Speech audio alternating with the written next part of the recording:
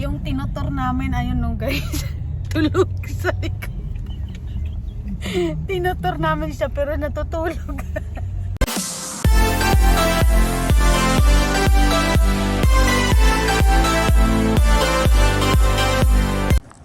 Harbor Park talaga, Spirit Square at Jack Play.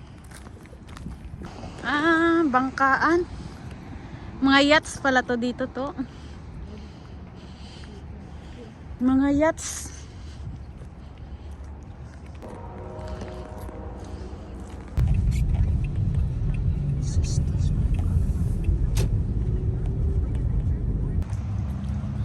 So, nandito ulit kami ngayon sa Superstore.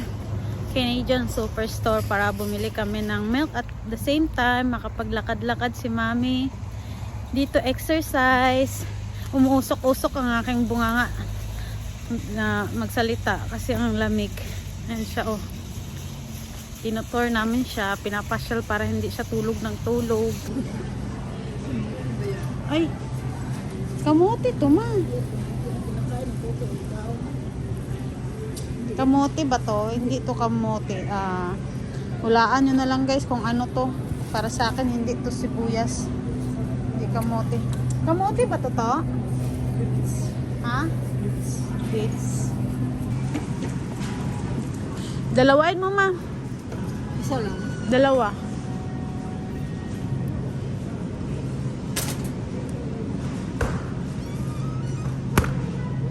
Yung lactose, di ko alam yung kay Tuto na lactose kung 1 or 2 eh. Masarap ang sibuyas.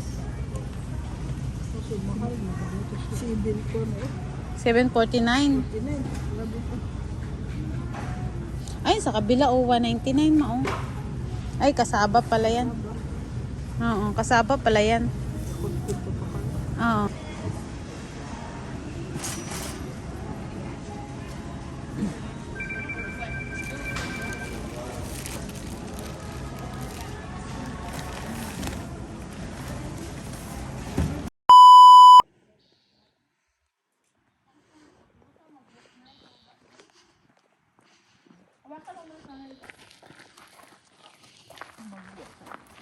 Dahan-dahan, baka madulas.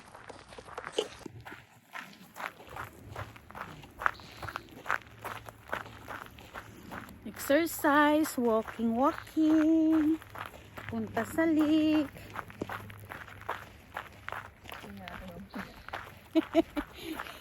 Ako rin, control ko yan. Ano, dumulas ako. Madala ko. Kape.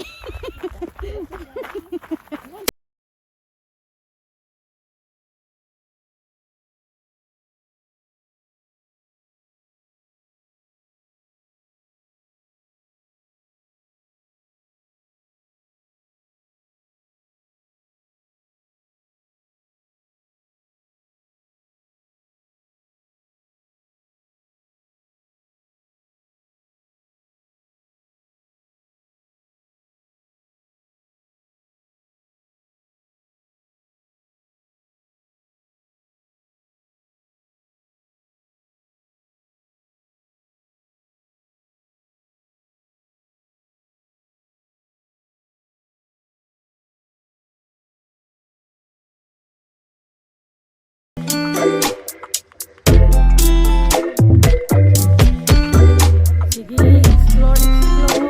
Exploring sa kagubatan. Explore.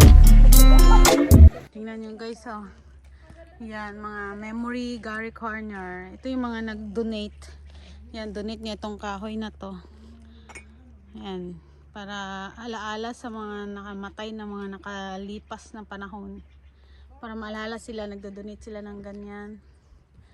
Itong bato, may pangalan. Yan. Yung mga upuan din yan, may mga pangalan kung sino yung mga nag-donate. Pero mga nag-donate yan, mga patay na guys.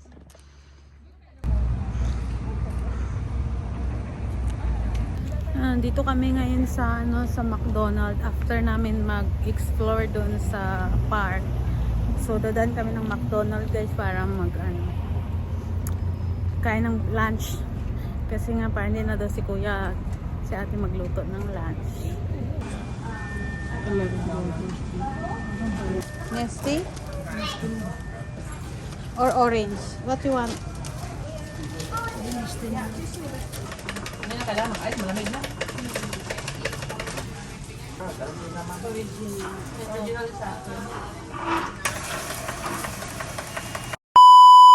Hindi siya ganong malamig dito ngayon guys. So makakapunta kami sa labas, sa likod ng bahay ni Kuya para tingnan namin yung mga farm ni gawa ni Kuya.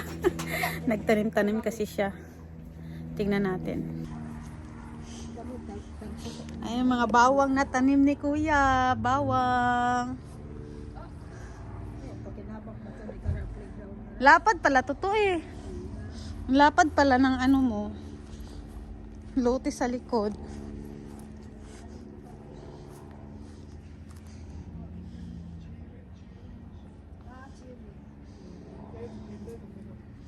Lapad pa yung ano niya, oh. Dami pang bakante sa likod ng bahay niya.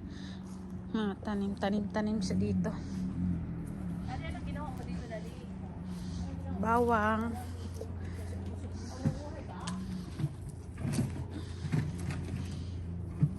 Ano naman to, mga paso-paso? Ba't ang liit ng paso mo? Ito, blueberry Pag bumalik ka sa mga farm, dinalagay mo na nila dito. Tapos ikaw na magtanim sa bahay mo. Ito, blueberry ito. Ay, cherry ito. Oh, dako cherry na. Nagtalbos na. Binigay ito natin dangdang. Ito. Nagpatalbos na siya, palabas na. Ito, ano naman to? Baka ano, simula na siya magsibol. May apple dito pa noon. Saan yung apple mo, te? Yung nasa gilid na yon? Ito. Ah, ito. Ah, Wala pang dakon kasi nga tagsibol. Umpisa na. Yung mga wild apple juice, pala yan. Ito pala apple. Sanga pa lang siya. Ito, tingnan mo. Ay, oo. Ayun, oh. Nagbubulaklak na siya, ano, te. Ito na, oh. Lahat yan. Apple yan ang labas yan o bulak yan yan? Bulak siya, then apple. Ah, Wala, namatay itong isa.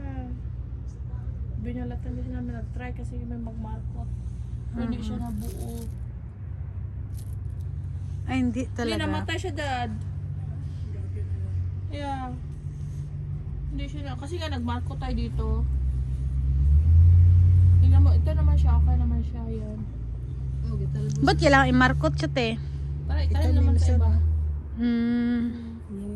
Yung apple na pinag-picking namin ni Badong, walang kasangsanga, diretso lang siya.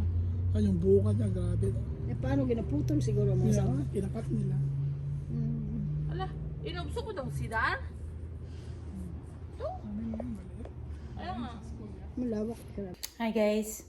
Tingnan nyo yung pagkain ko. Hindi naman nakain ni Mami. Ito yung binaon ko kanina pag labas namin kanina sa labas. Nagdala ko ng pandesal tsaka with peanut butter. Pero hindi rin namin nakain kasi nga kumain kami sa McDo. Then yung kinain naman namin sa McDo, may excess naman siya. Ito.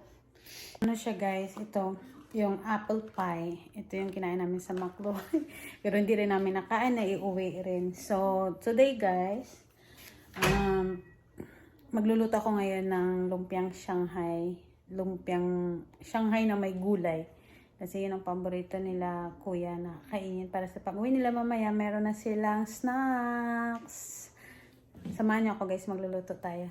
So, ito na nga guys, nag-ready na ako, nag-iwa na ako ng mga gulay. Tsaka ito, mushroom, tsaka onion, garlic. So, kunin natin sa ref yung giniling na ninano ni kuya. Ayan, kunin natin sa ref. Yan yung ating giniling. So, hugasan lang natin yan siya guys, bago natin siya lutuin. Tsaka one thing, kunin pa pala natin yung cover. Ito. Yan. Ito yung lumpia wrapper. Lagay lang natin dyan para matunaw. Habang nagluluto tayo, ano yan, yung ano niya, ice. So, gasan na muna natin ito guys. Ito, tsaka ito. Okay. Initin natin yung kala natin.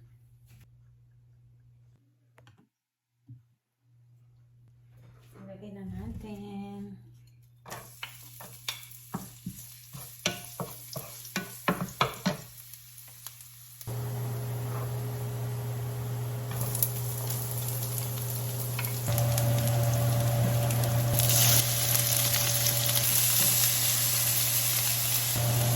Siyempre, lalagyan natin ng ating sarap. Lagyan natin ng black paper. Lagyan natin yung mushroom. Pipitas-pitasin muna natin ang ating lumpia wrapper para sa pagbalot natin ng gulay. Habang nag-aantay tayo sa paglamig ng gulay, pipitasin muna natin ito guys, isa-isa. Ito na yung ating gulay na gagawin nating lumpia. So, babalutin na natin siya ngayon guys. Pero mainit-init pa. I-try ko muna siya kung pwede na siyang balutin.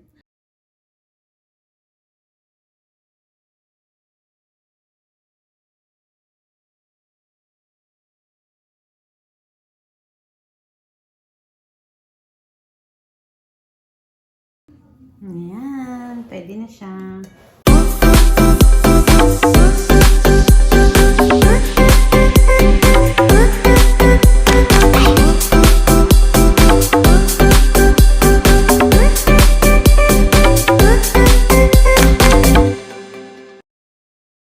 Itong na nga guys, tapos na nating balutin ang ating lumpia. Ngayon, prituhin naman natin. Tingnan natin yung lasa. Kung ano ang lasa. Kasi sabi ni mami kanina, parang ang tigas naman ng carrots mo.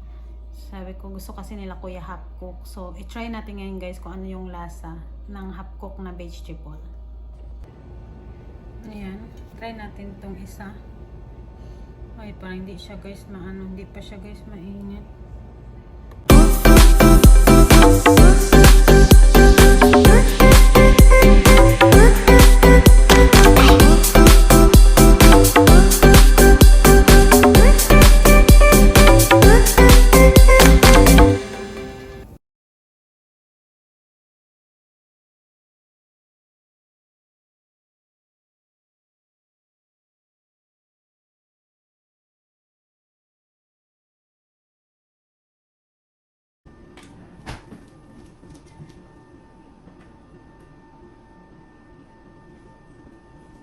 Ano yung taste? Tikman mo nga. Upo ka na dyan. Isda lang ako to.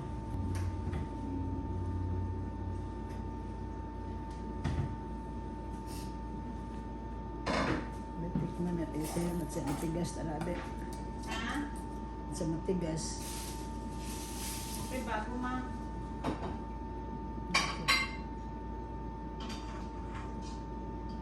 Ay man abo, yung tugon mo, hindi man ko ba mag... Wala ko sa nagyapon. Sabi na Linda, damihan ko daw 2 takal na para pinabukasan iyang sangag daw.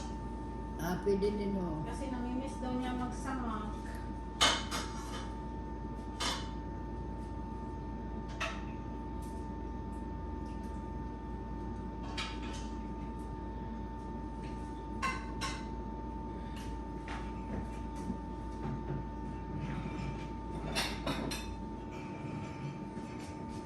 Ilang pa nga niya, matay si Jacqueline eh. Nabintag at si Gwen eh. Kutsina ng paborito ni Jacqueline. Oo. Nagalit si Andy. Mga istorya naman niya nagkakagulo. Yan. Kain ka na.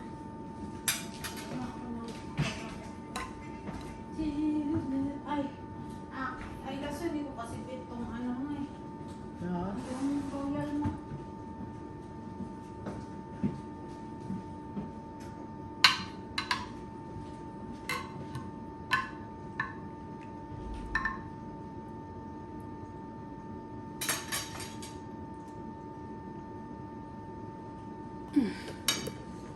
Yun guys, tara, kain tayo. Matay si Imelda. Wala, ambag, lukom na siguro.